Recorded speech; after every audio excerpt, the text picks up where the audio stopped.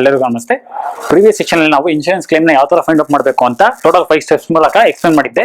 So ಈ ಒಂದು section ಅಲ್ಲಿ ಅದಕ್ಕೆ ರಿಲೇಟೆಡ್ ಸಿಂಪಲ್ ಪ್ರಾಬ್ಲಮ್ಸ್ ನ ಸಾಲ್ವ್ ಮಾಡಿ ತೋರಿಸ್ತೀನಿ. First question. On 15th June 2008, the premises and stock of a firm was destroyed by fire, but the accounting records were saved from which the following particulars are available. Stock on 1/4/2007, rupees 73,500. So opening stock ಬಂದು ನಮಗೆ 73,500 ಕೊಟ್ಟಿದ್ದಾರೆ.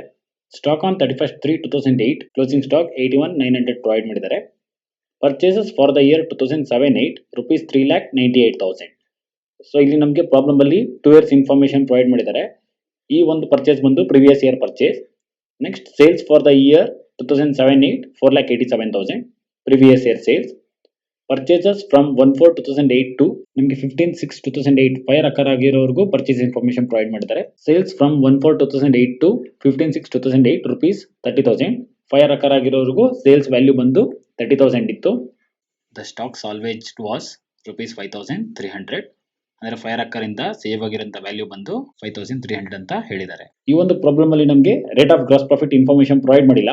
ಹಾಗಾಗಿ ನಾವು first previous year trading account ನ prepare ಮಾಡಿ so next ನಾವು memorandum trading account ನ prepare ಮಾಡ್ತೀವಿ. ಈ ಪ್ರಾಬ್ಲಮ್ ಅಲ್ಲಿ ನಮಗೆ rate of gross profit percentage ಕೊಟ್ಟಿಲ್ಲ. ಸೊ ಯಾವಾಗ ನಮಗೆ ರೇಟ್ ಆಫ್ ಗ್ರಾಸ್ ಪ್ರಾಫಿಟ್ ಪರ್ಸೆಂಟೇಜ್ ಕೊಟ್ಟಿರಲ್ಲ ಆಗ ನಾವು ಪ್ರಾಬ್ಲಮ್ ನ ಸ್ಟೆಪ್ 1 ಇಂದ ಫಾಲೋ ಅಪ್ ಮಾಡ್ತೀವಿ. ಇನ್ ಕೇಸ್ ನಮಗೆ ಪ್ರಾಬ್ಲಮ್ ಅಲ್ಲಿ rate of gross profit percentage ಕೊಡದೇ ಇದ್ದಾಗ ನಮಗೆ 2 years ಇನ್ಫಾರ್ಮೇಶನ್ ಪ್ರೊವೈಡ್ ಮಾಡಿದ್ದಾರೆ. ಸೊ ಈ ಪ್ರಾಬ್ಲಮ್ ಅಲ್ಲೂ ಅಷ್ಟೇ ನಮಗೆ ಸೊ ಒಂದು 2007-8 ಇನ್ಫಾರ್ಮೇಶನ್ ಕೊಟ್ಟಿದ್ದಾರೆ, ಆಮೇಲಿಂದ 8-9 ಇನ್ಫಾರ್ಮೇಶನ್ ಪ್ರೊವೈಡ್ ಮಾಡಿದ್ದಾರೆ. ಸೊ ಫಸ್ಟ್ ಇಲ್ಲಿ 2007 ಬಂದು 1/4/2007 ಇಂದ 31st/3/2008.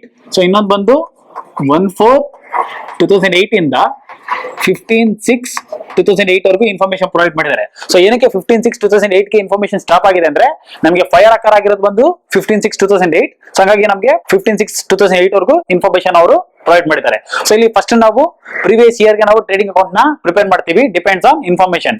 ಸೊ ಇಲ್ಲಿ ಫಸ್ಟ್ ಐಟಮ್ ಬಂದು ನಮಗೆ ಟ್ರೇಡಿಂಗ್ ಅಕೌಂಟ್ ಅಲ್ಲಿ ಓಪನಿಂಗ್ ಸ್ಟಾಕ್ ಬರುತ್ತೆ 2 ಓಪನಿಂಗ್ ಸ್ಟಾಕ್. ಸೊ ಪ್ರಾಬ್ಲಮ್ ಅಲ್ಲಿ ನಮಗೆ ಸ್ಟಾಕ್ ಆನ್ 1/4/2007 ಅಂತ ಇನ್ಫಾರ್ಮೇಶನ್ ಕೊಟ್ಟಿದ್ದಾರೆ. ಸೊ ಅದನ್ನ ನಾವು ಓಪನಿಂಗ್ ಸ್ಟಾಕ್ ಅಂತ ಕನ್ಸಿಡರ್ ಮಾಡ್ತೀವಿ. ಸೊ ವ್ಯಾಲ್ಯೂ ಬಂದು 73,500. So next to purchases. So problem ಅಲ್ಲಿ 2 ಪರ್ಚೇಸಸ್ ಕೊಟ್ಟಿದ್ದಾರೆ. ಪರ್ಚೇಸಸ್ ಫಾರ್ ದ ಇಯರ್ 2007-8 ಅಂದ್ರೆ ಪ್ರಿವಿಯಸ್ ಇಯರ್ ಪರ್ಚೇಸ್ ಏನ್ ಇನ್ಫಾರ್ಮೇಶನ್ ಕೊಟ್ಟಿದ್ದಾರೆ ಅದನ್ನ ನಾವು ಇಲ್ಲಿ ಕನ್ಸಿಡರ್ ಮಾಡ್ತೀವಿ. ಸೊ ವ್ಯಾಲ್ಯೂ ಬಂದು 3,98,000. ಸೊ ಅದಾದ್ಮೇಲೆ ಕ್ರೆಡಿಟ್ ಸೈಡ್ ಬಂದು first item by sales. So even sales ಕೂಡ ನಮಗೆ 2 years ಇನ್ಫಾರ್ಮೇಶನ್ ಇರುತ್ತೆ. ಸೊ ನಾವು ಪ್ರೀವಿಯಸ್ ಇಯರ್ದು ಸೇಲ್ಸ್ ಫಾರ್ ದ ಇಯರ್ 2007-8 ಏನು 4,87,000 ಇದೆ ಅದನ್ನ ನಾವು ಇಲ್ಲಿ ಬರ್ಕೊಂತೀವಿ 4,87,000. ಸೊ ಅದಾದ್ಮೇಲಿಂದ ಬೈ ಕ್ಲೋಸಿಂಗ್ ಸ್ಟಾಕ್. ನಿಮಗೆ ಪ್ರಾಬ್ಲಮ್ ಅಲ್ಲಿ ಸ್ಟಾಕ್ ಆನ್ 31st/3/2008 ಅಂದ್ರೆ ಕ್ಲೋಸಿಂಗ್ ಸ್ಟಾಕ್ ಅದು. ಸೊ ವ್ಯಾಲ್ಯೂ ಬಂದು 81,900 ಇದೆ, ಅದನ್ನ ಇಲ್ಲಿ ಬರ್ಕೊಂತೀವಿ. ಸೊ ಇನ್ ಕೇಸ್ ಏನಾದ್ರೂ ನಮಗೆ ಪ್ರಾಬ್ಲಮ್ ಅಲ್ಲಿ ಡೈರೆಕ್ಟ್ ಎಕ್ಸ್ಪೆನ್ಸಸ್ ಕೊಟ್ಟಿದ್ರೆ ಅದನ್ನ ನಾವು ಡೆಬಿಟ್ ಸೈಡ್ ಬರ್ಕೊಂತಿದ್ವಿ. ಎಕ್ಸಾಂಪಲ್ ವೇಜಸ್, ಕ್ಯಾರೇಜ್, ಇನ್ವರ್ಟ್ ಇದ್ಯಾವ್ದಾರ ಎಕ್ಸ್ಪೆನ್ಸಸ್ ಇದ್ದಿದ್ರೆ ಅದನ್ನ ಡೆಬಿಟ್ ಸೈಡ್ ಬರ್ಕೊಂತಿದ್ವಿ. ಬಟ್ ಈ ಪ್ರಾಬ್ಲಮ್ ಅಲ್ಲಿ ಆ ಇನ್ಫಾರ್ಮೇಶನ್ ಯಾವುದು ಪ್ರೊವೈಡ್ ಮಾಡಿಲ್ಲ. ಸೊ ಈಗ ನಾವು ಡಿಫರೆನ್ಸ್ ನ ಫೈಂಡ್ ಔಟ್ ಮಾಡ್ತೀವಿ. ಇಲ್ಲಿ ನಮಗೆ ಡೆಬಿಟ್ ಸೈಡ್ ಗಿಂತ ಕ್ರೆಡಿಟ್ ಸೈಡ್ ಬಂದು ವ್ಯಾಲ್ಯೂ ಜಾಸ್ತಿ ಇದೆ, 5,68,900 ಬರುತ್ತೆ. ಸೊ 5,68,900 ಇಂದ ಇದನ್ನ ಮೈನಸ್ ಮಾಡಿದಾಗ ನಮಗೆ ಡಿಫರೆನ್ಸ್ ಬಂದು 97,400 ಬರುತ್ತೆ. ಇದನ್ನ ನಾವು ಟು ಗ್ರಾಸ್ ಪ್ರಾಫಿಟ್ ಅಂತ ಕರಿತೀವಿ. ಸೊ ಇದು ಬ್ಯಾಲೆನ್ಸಿಂಗ್ ಫಿಗರ್. ನಾವು ಮೈನ್ ಆಗಿ ಟ್ರೇಡಿಂಗ್ ಅಕೌಂಟ್ ಪ್ರಿಪೇರ್ ಮಾಡೋದೇ ಈ ಒಂದು ಗ್ರಾಸ್ ಪ್ರಾಫಿಟ್ ನ ಫೈಂಡ್ ಔಟ್ ಮಾಡೋದಕ್ಕೆ. ಇದು ಸ್ಟೆಪ್ 1. ಸೊ ನೆಕ್ಸ್ಟ್ ಸ್ಟೆಪ್ 2 ಬಂದು calculation of rate of gross profit. So ಇನ್ನೊಂದು ಗ್ರಾಸ್ ಪ್ರಾಫಿಟ್ ನ ಫೈಂಡ್ ಔಟ್ ಮಾಡಿರ್ತೀವಿ. ಈ ಒಂದು ಇನ್ಫಾರ್ಮೇಶನ್ ಬೇಸ್ ಮೇಲೆ ನಾವು ಇಲ್ಲಿ ರೇಟ್ ಆಫ್ ಗ್ರಾಸ್ ಪ್ರಾಫಿಟ್ ನ ಫೈಂಡ್ ಔಟ್ ಮಾಡ್ತೀವಿ. ಇದಕ್ಕೆ ಫಾರ್ಮುಲಾ ಬಂದು rate of gross profit is equal to gross profit divide by sales into 100. So ನಾವು ಆಲ್ರೆಡಿ ಗ್ರಾಸ್ ಪ್ರಾಫಿಟ್ ನ ಫೈಂಡ್ ಔಟ್ ಮಾಡಿದೀವಿ 97,400. ಮತ್ತೆ ನಮ್ಮ ಹತ್ರ ಸೇಲ್ಸ್ ಇನ್ಫಾರ್ಮೇಶನ್ ಇದೆ 4,87,000 ಇಂಟು 100 ಮಾಡಿದಾಗ ನಮಗೆ ಸೊ 20% ಬಂದು ರೇಟ್ ಆಫ್ ಗ್ರಾಸ್ ಪ್ರಾಫಿಟ್ ಬರುತ್ತೆ. ಇದು ಸ್ಟೆಪ್ 1 ಮತ್ತೆ ಸ್ಟೆಪ್ 2. ಸೊ ಈಗ ನೆಕ್ಸ್ಟ್ ಸ್ಟೆಪ್ 3. ಸೊ ಸ್ಟೆಪ್ 3 ಬಂದು ಮೆಮೊರಂಡಮ್ ಟ್ರೇಡಿಂಗ್ ಅಕೌಂಟ್ ಅಂದ್ರೆ up to the date of 5 ವರೆಗೂ ನಾವು ಟ್ರೇಡಿಂಗ್ ಅಕೌಂಟ್ ನ ಪ್ರಿಪೇರ್ ಮಾಡಿದಾಗ ಅದಕ್ಕೆ ನಾವು ಮೆಮೊರಂಡಮ್ ಟ್ರೇಡಿಂಗ್ ಅಕೌಂಟ್ ಅಂತ ಕರಿತೀವಿ. ಸೊ ಇಲ್ಲಿ ಸೇಮ್ ಫಸ್ಟ್ ಐಟಮ್ ಬಂದು 2 ಓಪನಿಂಗ್ ಸ್ಟಾಕ್ ಸೊ ಇಲ್ಲಿ ನಮಗೆ ಪ್ರಾಬ್ಲಮ್ ಅಲ್ಲಿ ಓಪನಿಂಗ್ ಸ್ಟಾಕ್ ನ ಅವರು ಮೆನ್ಷನ್ ಮಾಡಿಲ್ಲ. ನಮ್ಗೆ ಏನೊಂದು ಪ್ರೀವಿಯಸ್ ಇಯರ್ ಅಂದ್ರೆ ಪ್ರೀವಿಯಸ್ ಇಯರ್ ಟ್ರೇಡಿಂಗ್ ಅಕೌಂಟ್ ಅಲ್ಲಿ ಕ್ಲೋಸಿಂಗ್ ಸ್ಟಾಕ್ ಇರುತ್ತೆ, ಅದು ನೆಕ್ಸ್ಟ್ ಇಯರ್ ಗೆ ನಮಗೆ ಓಪನಿಂಗ್ ಸ್ಟಾಕ್ ಆಗುತ್ತೆ. So previous year closing stock ಬಂದು 81,900 ಇದೆ, ಅದನ್ನ ನಾವು ಓಪನಿಂಗ್ ಸ್ಟಾಕ್ ಅಂತ ಕನ್ಸಿಡರ್ ಮಾಡ್ತೀವಿ 81,900. ಸೊ ನೆಕ್ಸ್ಟ್ ಒನ್ ಬಂದು to purchases up to the date of fire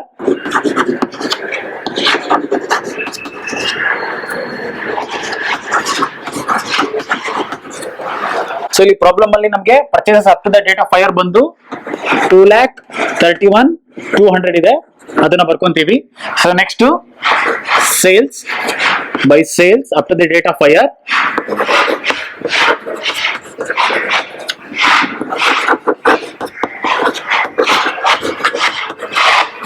3 lakh ಕೊಟ್ಟಿದ್ದಾರೆ. ಸೊ 3 lakh ನ ಬರ್ಕೊಂತೀವಿ.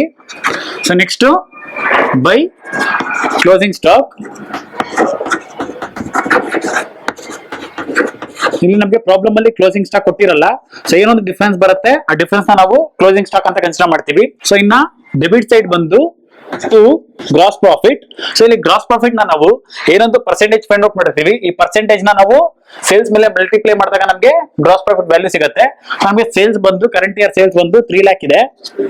ಸೊ 3 lakh ಇಂಟು 20% ಮಾಡಿದಾಗ ಸೊ 60,000 ಬಂದು ನಮಗೆ ಗ್ರಾಸ್ ಪ್ರಾಫಿಟ್ ಆಗುತ್ತೆ. ಸೊ ಈ ಗ್ರಾಸ್ ಪ್ರಾಫಿಟ್ ವ್ಯಾಲ್ಯೂಗೋಸ್ಕರ ನಾವು ಈ 20% ನಾವು ಇಲ್ಲಿ ಫೈಂಡ್ ಔಟ್ ಮಾಡಿರೋದು. ಸೊ ಈಗ ಡಿಫರೆನ್ಸ್ ಫೈಂಡ್ ಔಟ್ ಮಾಡೋಣ.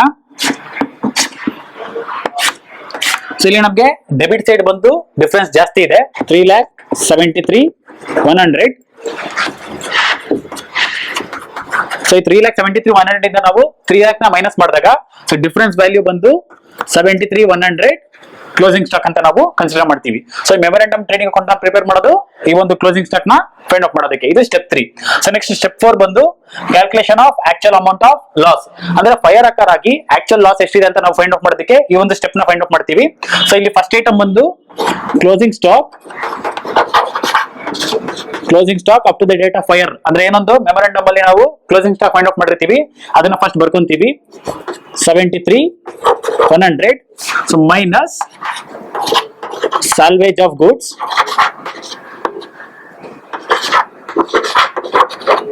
ಸೊ ಸಾಲ್ವೇಜ್ ಆಫ್ ಗೂಡ್ಸ್ ಅಂದ್ರೆ ಸೇವ್ಡ್ ಗೂಡ್ಸ್ ಅಂತ ಕನ್ಸಿಡರ್ ಮಾಡ್ತೀವಿ. ಅಂದ್ರೆ ಫೈರ್ ಅಕರ್ ಆಗಿ ಇನ್ನ ರಿಮೈನಿಂಗ್ ಗೂಡ್ಸ್ ಏನಿರುತ್ತೆ ಅದನ್ನ ನಾವು ಸಾಲ್ವೇಜ್ ಅಂತ ಕರಿತೀವಿ.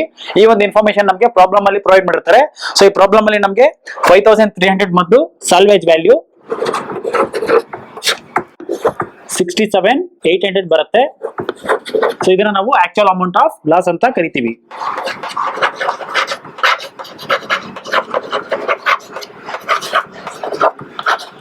ಅಂದ್ರೆ ಅರ್ಥ, ಸೊ ಫೈರ್ ಅಕರ್ ಆಗಿ ನಮಗೆ ಲಾಸ್ ಆಗಿರೋದು ಬಂದು 67,800 rupees ಬಂದು ಲಾಸ್ ಆಗಿದೆ. ಸೊ ಈ ನೆಕ್ಸ್ಟ್ ಸ್ಟೆಪ್ ಬಂದು calculation of amount of claim. So ಇಲ್ಲಿ ಪ್ರಾಬ್ಲಮ್ ಅಲ್ಲಿ ನಮಗೆ ಪಾಲಿಸಿ ವ್ಯಾಲ್ಯೂ ಕೊಟ್ಟಿಲ್ಲ, ಅಂದ್ರೆ ಕಂಪನಿಯವರು ಬಂದು ಸೊ ಎಷ್ಟು ಇನ್ಶೂರೆನ್ಸ್ ಮಾಡಿಸಿದ್ದಾರೆ ಅಂತ ನಮಗೆ ಇನ್ಫಾರ್ಮೇಶನ್ ಪ್ರೊವೈಡ್ ಮಾಡಿಲ್ಲ. ಸೊ ಯಾವಾಗ ನಮಗೆ ಪಾಲಿಸಿ ಇನ್ಫಾರ್ಮೇಶನ್ ಪ್ರೊವೈಡ್ ಮಾಡಿರಲ್ಲ, ಏನೊಂದು ಲಾಸ್ ವ್ಯಾಲ್ಯೂ ಇರುತ್ತೆ ಅದನ್ನ ನಾವು ಇನ್ಶೂರೆನ್ಸ್ ಕ್ಲೈಮ್ ಅಂತ ಕನ್ಸಿಡರ್ ಮಾಡ್ತೀವಿ. ಸೊ ಅಲ್ಲಿಗೆ ಲಾಸ್ ವ್ಯಾಲ್ಯೂ ಬಂದು 67,800 ಇದೆ. ಸೊ ಅಲ್ಲಿಗೆ ಅಮೌಂಟ್ ಆಫ್ ಕ್ಲೈಮ್ ಬಂದು ಸೇಮ್ 67,800 ಆಗುತ್ತೆ. ಇನ್ ಕೇಸ್ ನಮಗೆ ಪಾಲಿಸಿ ಅಮೌಂಟ್ ಕೊಟ್ಟಿದ್ರೆ ಸೊ ನಾವು ಫಾರ್ಮುಲಾ ಅಪ್ಲೈ ಮಾಡ್ಬಿಟ್ಟು ಆಕ್ಚುಯಲ್ ಅಮೌಂಟ್ ಆಫ್ ಕ್ಲೈಮ್ ನಾವು ಇಲ್ಲಿ ಫೈಂಡ್ ಔಟ್ ಮಾಡ್ತಿದ್ವಿ. ಇದು ಫಸ್ಟ್ ಪ್ರಾಬ್ಲಮ್ಗೆ solution. Second question. A fire occurred in the shop of Mr. Agni on 15/10/2006. So 15/10/2006 ಅಲ್ಲಿ fire occur ಆಗಿದೆ. Calculate the loss from fire and the claim to be launched with the general insurance company. Stock on 1/4/2005 rupees 3,40,000 opening stock. Purchases for 2005-06 rupees 12,20,000 previous year purchase. Sales for 2005-06 18 lakh previous year sales. Stock on 31st/3/2006 rupees 3 lakh closing stock. Purchases from 1/4/2006 to 15/10/2006 rupees 14,70,000 current year purchase. Sales from 1/4/2006 to 15/10/2006 rupees 15 lakh current year sales. Salvage rupees 1,80,000. So ಅಂದ್ರೆ fire occur ಇಂದ save ಆಗಿರೋಂಥ goods value ಬಂದು salvage. ಈ ಒಂದು particular problem ಅಲ್ಲಿ ನಮಗೆ rate of gross profit information provide ಮಾಡಿಲ್ಲ. First ನಾವು ಪ್ರೀವಿಯಸ್ ಇಯರ್ ಟ್ರೇಡಿಂಗ್ ಅಕೌಂಟ್ ನ ಪ್ರಿಪೇರ್ ಮಾಡ್ತೀವಿ. ಈ ಪ್ರಾಬ್ಲಮ್ ಅಲ್ಲಿ ನಮಗೆ ಸೇಮ್ ಪ್ರೀವಿಯಸ್ ಪ್ರಾಬ್ಲಮ್ ತರ ರೇಟ್ ಆಫ್ ಗ್ರಾಸ್ ಪ್ರಾಫಿಟ್ ಕೊಟ್ಟಿಲ್ಲ. ಸೊ ಹಾಗಾಗಿ ನಾವು ಫಸ್ಟ್ ಟ್ರೇಡಿಂಗ್ ಅಕೌಂಟ್ ನ ಪ್ರಿಪೇರ್ ಮಾಡಿ ಆಮೇಲೆ ನಾವು ಮೆಮೊರಾಂಡಮ್ ಟ್ರೇಡಿಂಗ್ ಅಕೌಂಟ್ ನ ಪ್ರಿಪೇರ್ ಮಾಡ್ತೀವಿ. ಸೊ ಫಸ್ಟ್ ಟ್ರೇಡಿಂಗ್ ಅಕೌಂಟ್ ಅಲ್ಲಿ ಓಪನಿಂಗ್ ಸ್ಟಾಕ್,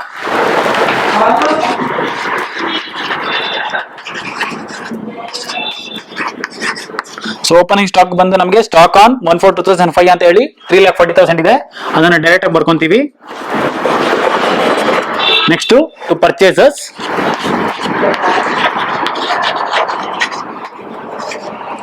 ಸೊ ಪ್ರಾಬ್ಲಮ್ ಅಲ್ಲಿ ನಮಗೆ ಪರ್ಚೇಸಸ್ ಫಾರ್ 2005-06 ಅಂತ ಹೇಳ್ತಿದ್ದಾರೆ. ಸೊ 12,20,000. ಸೊ ಅದನ್ನ ಬರ್ಕೊಂತೀವಿ ಇಲ್ಲಿ. So next by sales. So sales for 2005-06 18 lakh ಇದೆ. ಸೊ 18 lakh ನ ಬರ್ಕೊಂತೀವಿ. Next by closing stock.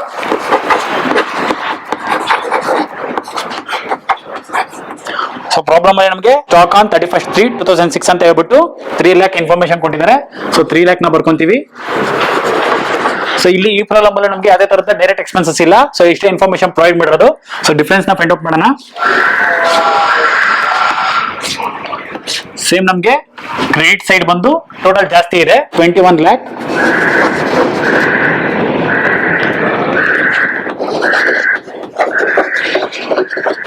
ಇಂದ ನಾವು ಇದಿಷ್ಟು ಮೈನಸ್ ಮಾಡಿದಾಗ 5,40,000 ಬಂದು ಡಿಫರೆನ್ಸ್ ಬರುತ್ತೆ. ಸೊ ಈ ಡಿಫರೆನ್ಸ್ ನ ನಾವು ಗ್ರಾಸ್ ಪ್ರಾಫಿಟ್ ಅಂತ ಕರಿತೀವಿ. So gross profit 5,40,000. ಸೊ ಇದು balancing figure. So step 1 complete ಆಯ್ತು. ಸೊ ನೆಕ್ಸ್ಟ್ ಸ್ಟೆಪ್ 2 ಬಂದು calculation of rate of gross profit. So formula ಬಂದು rate of gross profit is equal to gross profit divide by sales into 100. So gross profit already find out ಮಾಡಿದೀವಿ. ಎಷ್ಟು 5,40,000 ಇದೆ. So 5,40,000 divide by sales ಬಂದು 18 lakh ಇದೆ. So 18 lakh into 100 ಮಾಡಿದಾಗ ನಮಗೆ 30% ಬಂದು rate of gross profit ಬರುತ್ತೆ. So ಇದು ಸ್ಟೆಪ್ 2. ಸೊ ಈಗ ನೆಕ್ಸ್ಟ್ ಸ್ಟೆಪ್ 3 ಬಂದು ಮೆಮೊರಾಂಡಮ್ ಟ್ರೇಡಿಂಗ್ ಅಕೌಂಟ್. ಸೊ ಆಗ್ಲೇ ಹೇಳಿದ್ದೆ ನಮಗೆ ಮೆಮೊರಾಂಡಮ್ ಟ್ರೇಡಿಂಗ್ ಅಕೌಂಟ್ಗೆ ನಮಗೆ ಓಪನಿಂಗ್ ಸ್ಟಾಕ್ ಪ್ರೊವೈಡ್ ಮಾಡಿರಲ್ಲ. ಸೊ ಟ್ರೇಡಿಂಗ್ ಅಕೌಂಟ್ ಅಲ್ಲಿ ಏನೊಂದು ಕ್ಲೋಸಿಂಗ್ ಸ್ಟಾಕ್ ಇರುತ್ತೆ, ಅದು ನೆಕ್ಸ್ಟ್ ಇಯರ್ಗೆ ಓಪನಿಂಗ್ ಸ್ಟಾಕ್ ಆಗುತ್ತೆ. ಸೊ ಅಲ್ಲಿಗೆ opening stock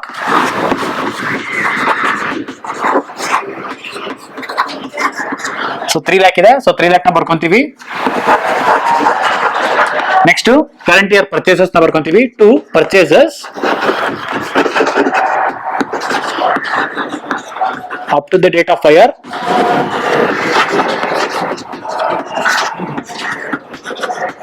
purchases from 1/4/2006 to 15/10/2006. ಅಂದ್ರೆ 15/10/2006 ಯಾಕೆ ಕೊಟ್ಟಿದ್ದಾರೆ, ನಮಗೆ ಫೈರ್ ಆಕಾರ ಆಗಿರೋದು ಬಂದು ಈ ಒಂದು ಡೇಟ್ ಅಲ್ಲಿ, ಹಂಗಾಗಿ ನಮಗೆ ಅಲ್ಲಿವರೆಗೂ ಇನ್ಫಾರ್ಮೇಶನ್ ಪ್ರೊವೈಡ್ ಮಾಡಿದ್ದಾರೆ. ಸೊ ವ್ಯಾಲ್ಯೂ ಬಂದು 14,70,000 ಇದೆ. So next sales up to the date of fire.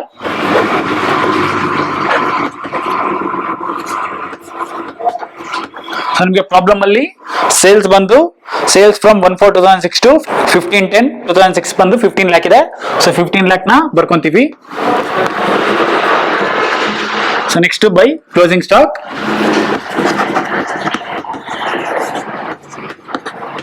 So ನಾನು ಆಗ್ಲೇ ಹೇಳಿದ್ದೆ ಮೆಮೊರಾಂಡಮ್ ಟ್ರೇಡಿಂಗ್ ಅಕೌಂಟ್ ನಾವು ಪ್ರಿಪೇರ್ ಮಾಡಿದೆ ಕ್ಲೋಸಿಂಗ್ ಸ್ಟಾಕ್ ನ ಫೈಂಡ್ ಔಟ್ ಮಾಡೋದಕ್ಕೆ.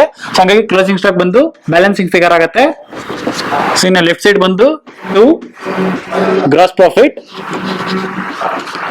ಸೊ ನಾವು ಆಗ್ಲೇ ಗ್ರಾಸ್ ಪ್ರಾಫಿಟ್ ಪರ್ಸೆಂಟೇಜ್ ನ ನಾವು ಫೈಂಡ್ ಔಟ್ ಮಾಡಿದೀವಿ. ಸೊ ಪರ್ಸೆಂಟೇಜ್ ಬಂದು 30% ಇದೆ. ಸೊ ನಾವು 15 lakh ಮೇಲೆ 30% ನ ಅಪ್ಲೈ ಮಾಡ್ತೀವಿ. ಸೊ 15 lakh ಇಂಟು 30% 4,50,000 ಬಂದು ಗ್ರಾಸ್ ಪ್ರಾಫಿಟ್ ಬರುತ್ತೆ. ಸೊ ಈಗ ಡಿಫರೆನ್ಸ್ ನ ಫೈಂಡ್ ಔಟ್ ಮಾಡ್ತೀವಿ. ಇಲ್ಲಿ ನಮಗೆ ಡೆಬಿಟ್ ಸೈಡ್ ಬಂದು ಟೋಟಲ್ ಜಾಸ್ತಿ ಇದೆ 22,20,000 ಬರುತ್ತೆ.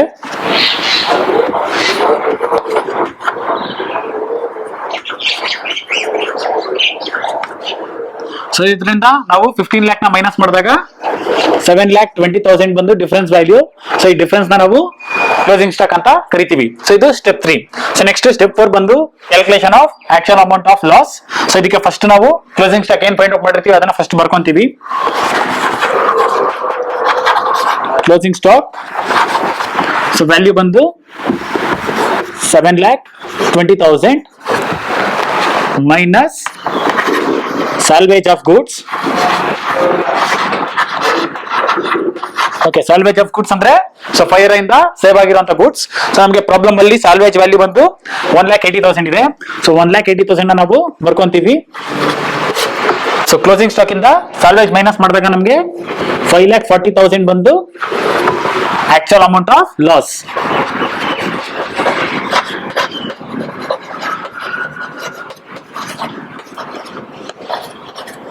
ಸೊ ಇಲ್ಲಿ ಸೇಮ್ ನಮಗೆ ಪ್ರೀವಿಯಸ್ ಪ್ರಾಬ್ಲಮ್ ತರ ಈ ಪ್ರಾಬ್ಲಮ್ ಅಲ್ಲೂ ಪಾಲಿಸಿ ವ್ಯಾಲ್ಯೂ ಕೊಟ್ಟಿಲ್ಲ. ಸೊ ಯಾವಾಗ ಪಾಲಿಸಿ ವ್ಯಾಲ್ಯೂ ಕೊಟ್ಟಿರಲ್ಲ, ಸೊ ಏನ್ ಲಾಸ್ ವ್ಯಾಲ್ಯೂ ಇದೆ 5,40,000 ಅದನ್ನ ನಾವು ಇನ್ಶೂರೆನ್ಸ್ ಕ್ಲೈಮ್ ಅಂತ ಕನ್ಸಿಡರ್ ಮಾಡ್ತೀವಿ. ಅಲ್ಲಿಗೆ insurance claim is equal to 5,40,000. So ಇದು ಸೆಕೆಂಡ್ ಪ್ರಾಬ್ಲಮ್ಗೆ solution. Third question. Ganga Trades have taken a fire policy of rupees 4,80,000 on stock in trade. A fire occurred on 31st/7/2000 and stock was destroyed with the exception of the value of rupees 1,24,000. So 1,24,000 ಬಂದು salvage value. The following particulars are available from the books of accounts of the firm. Stock on 31st/3/2000 rupees 1,90,000. Purchases up to the date of fire rupees 7,80,000. Sales up to the date of fire rupees 5,40,000. Carriage inward rupees 24,000. Commission paid on purchaser 2%. Rate of gross profit on sales 50%. Calculate the amount of claim. The policy subject to average clause. ಈ ಒಂದು problem ಅಲ್ಲಿ ನಮಗೆ 50% rate of gross profit ಅವರೇ information provide ಮಾಡಿದ್ದಾರೆ. ಹಂಗಾಗಿ ನಾವು previous year trading ನ ಮಾಡೋ ನೆಸೆಸರಿ ಇಲ್ಲ. ಡೈರೆಕ್ಟ್ ಆಗಿ ನಾವು ಸ್ಟೆಪ್ 3 ಇಂದ ಪ್ರಾಬ್ಲಮ್ ನ ಸಾಲ್ವ್ ಮಾಡ್ತೀವಿ. ಇಲ್ಲಿ ನಮಗೆ 31st/3/2000 ಏನ್ ಸ್ಟಾಕ್ ಪ್ರೊವೈಡ್ ಮಾಡಿದ್ದಾರೆ ಅದು previous year closing stock. Previous year closing stock ಬಂದು ಕರೆಂಟ್ ಇಯರ್ಗೆ ಓಪನಿಂಗ್ ಸ್ಟಾಕ್ ಆಗುತ್ತೆ. ಸೊ ಓಪನಿಂಗ್ ಸ್ಟಾಕ್ ಬಂದು 1,90,000.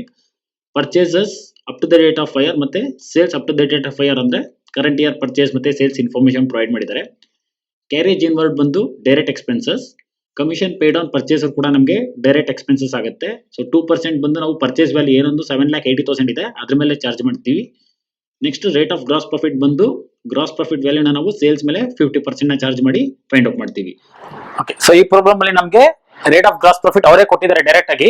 ಸೊ ಹಾಗಾಗಿ ನಾವು ಇಲ್ಲಿ ಟ್ರೇಡಿಂಗ್ ಅಕೌಂಟ್ ಮತ್ತೆ ರೇಟ್ ಆಫ್ ಗ್ರಾಸ್ ಪ್ರಾಫಿಟ್ ನ ಫೈಂಡ್ ಔಟ್ ಮಾಡಲ್ಲ. ಅಂದ್ರೆ ಸ್ಟೆಪ್ 1 ಮತ್ತೆ ಸ್ಟೆಪ್ 2 ಬಂದು ಸ್ಕಿಪ್ ಆಗುತ್ತೆ. ಸೊ ಡೈರೆಕ್ಟ್ ಆಗಿ ನಾವು ಸ್ಟೆಪ್ 3 ಅಂದ್ರೆ ಮೆಮೊರಾಂಡಮ್ ಟ್ರೇಡಿಂಗ್ ಅಕೌಂಟ್ ನ ನಾವು ಇಲ್ಲಿ ಪ್ರಿಪೇರ್ ಮಾಡ್ತೀವಿ. ಸೇಮ್ ಫಸ್ಟ್ ಐಟಮ್ ಬಂದು opening stock to opening stock 1,90,000. Next to purchases same purchases ಬಂದು up to the date of fire ತಗೊಂತೀವಿ ಇಲ್ಲಿ 7,80,000. Next by sales up to the date of fire ಬಂದು 5,40,000. Next by closing stock. Same ಇಲ್ಲಿ ನಾವು closing stock ನ find out ಮಾಡ್ತೀವಿ. Balancing figure ಏನ್ ಬರುತ್ತೆ ಅದು ಕ್ಲೋಸಿಂಗ್ ಸ್ಟಾಕ್ ಆಗುತ್ತೆ. ಸೊ ಅದಾದ್ಮೇಲೆ ನಮಗೆ ಪ್ರಾಬ್ಲಮ್ ಅಲ್ಲಿ ಸೇಲ್ಸ್ ಆದ್ಮೇಲೆ ಏನ್ ಹೇಳ್ತಾರೆ ಕ್ಯಾರೇಜ್ ಇನ್ವರ್ಡ್ಸ್. ಸೊ ಇಲ್ಲಿ ನಮಗೆ ಡೈರೆಕ್ಟ್ ಎಕ್ಸ್ಪೆನ್ಸ್ ಬಂದು ಒಂದು ಕ್ಯಾರೇಜ್ ಇನ್ವರ್ಡ್ ಕೊಟ್ಟಿದ್ದಾರೆ. ಸೊ ಅದನ್ನ ಡೆಬಿಟ್ ಸೈಡ್ ಬರ್ಕೊಂತೀವಿ. So to carriage inward 24,000. So next adjustment ಬಂದು commission paid on purchases. So purchase ಏನ್ ಇದೆ ವ್ಯಾಲ್ಯೂ 7,80,000 ಅದ್ರ ಮೇಲೆ 2% ಬಂದು ಕಮಿಷನ್ ನ ಪೇ ಮಾಡಬೇಕು ಅಂತ ಹೇಳ್ತಿದ್ದಾರೆ. ಸೊ ಅದನ್ನ ನಾವು ನೆಕ್ಸ್ಟ್ ಬರ್ಕೊಂತೀವಿ. To commission on purchases. So purchase value ಬಂದು 7,80,000 ಇದೆ. ಸೊ ಇದ್ರ ಮೇಲೆ 2% ಮಾಡಿದಾಗ 15,600 ಬರುತ್ತೆ. Next gross profit to gross profit. So ನಿಮಗೆ ಪ್ರಾಬ್ಲಮ್ ಅಲ್ಲಿ ಅವರೇ ಪರ್ಸೆಂಟೇಜ್ ಕೊಟ್ಟಿದ್ದಾರೆ gross profit. So rate of gross profit on sales ಅಂದ್ರೆ ಆನ್ ಸೇಲ್ಸ್ ಅಂತ ಅವರೇ ಮೆನ್ಷನ್ ಮಾಡಿದ್ದಾರೆ. ಸೊ ಸೇಲ್ಸ್ ವ್ಯಾಲ್ಯೂ ಬಂದು 5,40,000 ಇದೆ. ಸೊ 5,40,000 ಮೇಲೆ ಅವರು 50% ನ ಪ್ರಾಫಿಟ್ ಪೇ ಮಾಡಕ್ ಹೇಳಿದ್ದಾರೆ. 5,40,000 ಇಂಟು 50% ಮಾಡಿದಾಗ ನಮಗೆ 2,70,000 ಬಂದು ಗ್ರಾಸ್ ಪ್ರಾಫಿಟ್ ಬರುತ್ತೆ. ಸೊ ಈಗ ಡಿಫರೆನ್ಸ್ ಫೈಂಡ್ ಔಟ್ ಮಾಡೋಣ.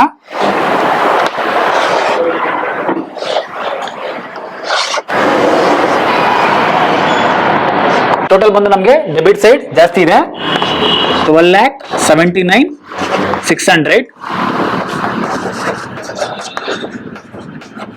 ಸೊ 12,79,600 ಇಂದ ನಾವು 5,40,000 ನ ಮೈನಸ್ ಮಾಡಿದಾಗ 7,39,600 ಬಂದು ಬ್ಯಾಲೆನ್ಸಿಂಗ್ ಫಿಗರ್ ಬರುತ್ತೆ. ಅದನ್ನ ನಾವು ಕ್ಲೋಸಿಂಗ್ ಸ್ಟಾಕ್ ಅಂತ ಕರಿತೀವಿ.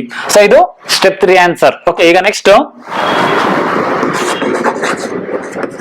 Calculation of actual amount of loss. Okay, so ಇದಕ್ಕೆ ಆಗ್ಲೇ ಹೇಳಿದ್ವಿ ಕ್ಲೋಸಿಂಗ್ ಸ್ಟಾಕ್ ನ first ಬರ್ಕೊಂತೀವಿ.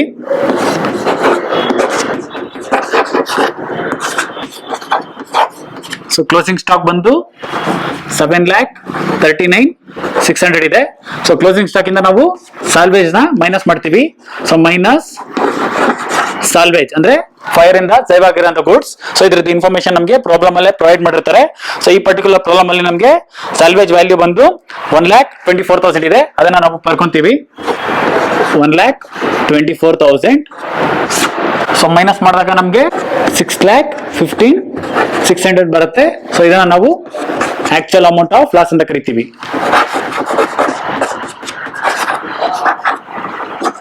So next calculation of amount of claim.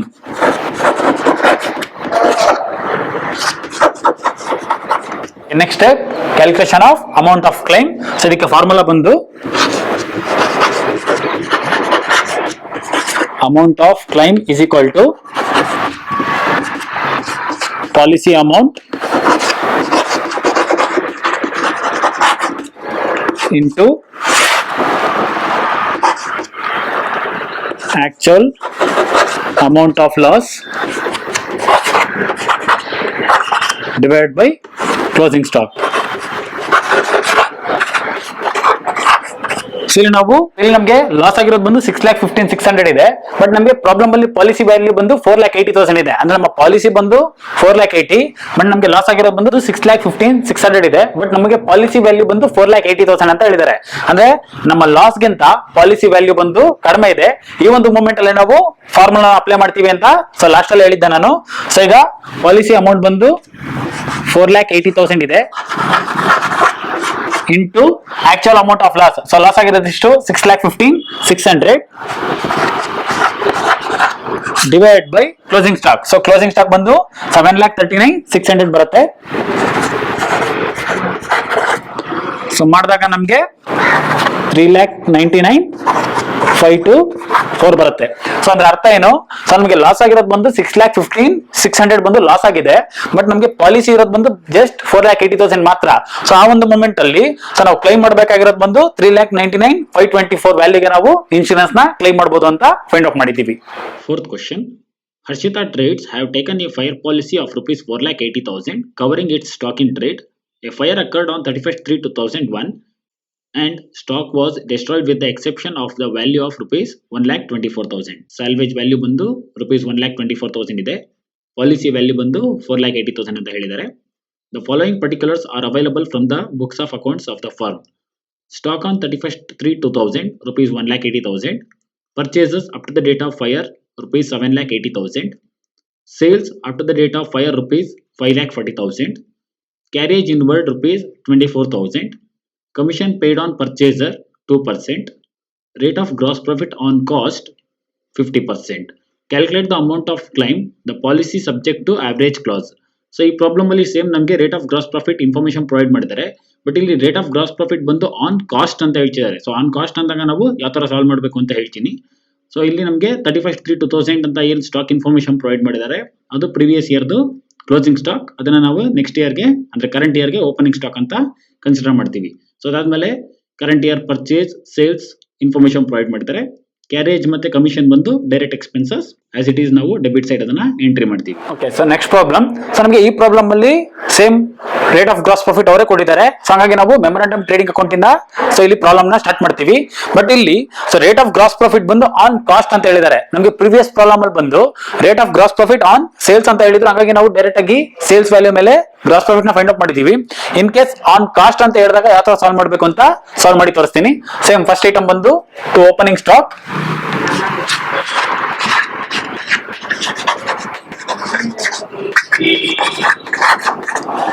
So opening stock value ಬಂದು 1,80,000 ಇದೆ. Next to purchases. So purchases up to the date of fire ಬಂದು 7,80,000 ಇದೆ. Next by sales up to the date of fire. So value ಬಂದು 5,40,000 ಇದೆ. Next by closing stock so closing stock ನ ನಾವೇ find out ಮಾಡ್ತೀವಿ. So ಏನ್ balancing figure ಬರುತ್ತೆ ಅದು ಕ್ಲೋಸಿಂಗ್ ಸ್ಟಾಕ್ ಆಗುತ್ತೆ. ಸೊ ಅದನ್ನ ಫೈಂಡ್ ಔಟ್ ಮಾಡೋಣ. ನೆಕ್ಸ್ಟ್ ಪ್ರಾಬ್ಲಮ್ ಅಲ್ಲಿ ನಮಗೆ ಕ್ಯಾರೇಜ್ ಇನ್ವರ್ಡ್ ಕೊಟ್ಟಿದ್ದಾರೆ. So to carriage inward, so carriage inward value ಬಂದು 24,000 ಇದೆ. ಸೇಮ್ ನಮಗೆ ಲಾಸ್ಟ್ ಪ್ರಾಬ್ಲಮ್ ತರ. ಸೊ 2% ಕಮಿಷನ್ ಹೇಳಿದ್ದಾರೆ ಪರ್ಚೇಸ್ ಮೇಲೆ. ಸೊ ಅದನ್ನು ಕೂಡ ಕ್ಯಾಲ್ಕುಲೇಟ್ ಮಾಡ್ತೀವಿ. So 2 commission on purchase. So purchase value ಬಂದು 7,80,000 ಇದೆ. ಸೊ ಅದ್ರ ಮೇಲೆ 2% 15,600 ಬರುತ್ತೆ. ನೆಕ್ಸ್ಟ್ ಗ್ರಾಸ್ ಪ್ರಾಫಿಟ್ ನಾವು ಫೈಂಡ್ ಔಟ್ ಮಾಡಬೇಕು. To gross profit. ಸೊ ಇಲ್ಲಿ ನಮಗೆ ಗ್ರಾಸ್ ಪ್ರಾಫಿಟ್ ಪರ್ಸೆಂಟೇಜ್ ಬಂದು ಸೇಮ್ 50% ಹೇಳಿದ್ದಾರೆ, but on cost. So on cost ಅಂತ ಇದ್ದಾಗ ಸೇಮ್ ಸೇಲ್ಸ್ ವ್ಯಾಲ್ಯೂನ ತಗೊಂತೀವಿ. ಸೇಮ್ 5,40,000 ಇಂಟು 50 ಡಿವೈಡ್ ಬೈ 100 ಮಾಡ್ತೀವಿ. ಯಾವಾಗ ಇನ್ ಕೇಸ್ ಆನ್ ಸೇಲ್ಸ್ ಅಂತ ಹೇಳಿದಾಗ, ಇನ್ ಕೇಸ್ ಆನ್ ಕಾಸ್ಟ್ ಅಂತ ಹೇಳಿದಾಗ ಏನೋ ಪರ್ಸೆಂಟೇಜ್ ಇರುತ್ತೆ ಅದನ್ನ ನಾವಿಲ್ಲಿ ಆಡ್ ಮಾಡ್ಕೊಂತೀವಿ. ಅಂದ್ರೆ 100 ಆಡ್ ಮಾಡಿದಾಗ 150 ಆಗುತ್ತೆ. ಸೊ ಇದು ಡಿಫ್ರೆನ್ಸ್. ಸೊ ಆನ್ ಸೇಲ್ಸ್ಗೂ ಆನ್ ಕಾಸ್ಟ್ಗೂ ಸೊ ಇದೇ ಡಿಫ್ರೆನ್ಸ್. ಸೊ ಅಲ್ಲಿಗೆ 5,40,000 ಮೇಲೆ 50 ಬೈ 150 ಮಾಡಿದಾಗ 1,80,000 ಬರುತ್ತೆ. ಸೊ ಈಗ ಡಿಫ್ರೆನ್ಸ್ ಫೈಂಡ್ ಔಟ್ ಮಾಡೋಣ.